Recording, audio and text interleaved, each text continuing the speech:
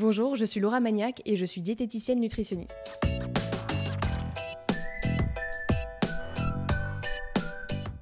Lorsqu'on souffre d'un rhumatisme inflammatoire chronique, l'objectif est d'avoir un poids de forme. Un poids qui peut osciller de 1 à 2 kg l'hiver, mais qui reste stable. Ne cherchez pas à avoir un poids idéal, mais votre poids idéal à vous, où vous vous sentez bien, qu'il ne soit ni trop bas, ni trop haut. Vous pouvez vous aider du calcul de l'indice de masse corporelle en faisant votre poids sur votre taille au carré, et si vous vous situez entre 18,5 et 24,9 kg par mètre carré, vous êtes en normalité pondérale. Si vous êtes en surpoids, cela peut avoir des répercussions sur votre maladie et sur l'efficacité des traitements.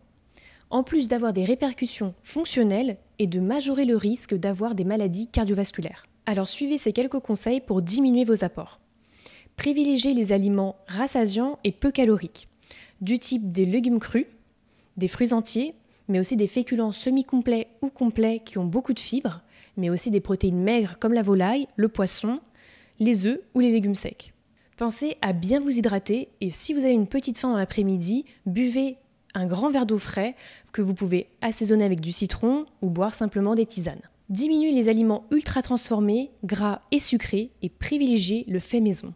Pensez à faire un peu plus d'activité physique pour réduire votre sédentarité qui a tendance à déclencher une prise alimentaire. Si vous êtes en sous-poids, attention à la dénutrition qui peut engendrer des carences alimentaires en plus d'une perte de masse musculaire. Pour cela, augmentez les apports énergétiques. Par exemple, enrichissez vos repas sans augmenter leur volume, avec un peu de fromage râpé, de la crème, du lait entier dans vos préparations, des noix sur des salades, de l'avocat, tout ce qui a une valeur calorique. Aussi, vous pouvez faire des collations pendant la journée. Essayez par exemple de vous faire une tartine avec du fromage, du beurre de cacahuète, mais aussi une crème aux œufs par exemple ou un chocolat au lait entier.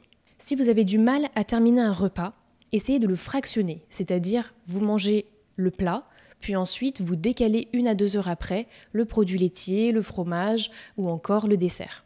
Évitez les sucreries et les fast-foods qui vont bien sûr vous faire prendre du poids, mais qui majorent les risques de maladies cardiovasculaires. Et enfin, conservez une activité physique car elle stimule l'appétit, maintient la densité des os et également la masse musculaire qui est indispensable pour rester en forme. N'oubliez pas, dans tous les cas, de continuer à vous faire plaisir et si besoin, faites-vous accompagner par un diététicien ou un nutritionniste.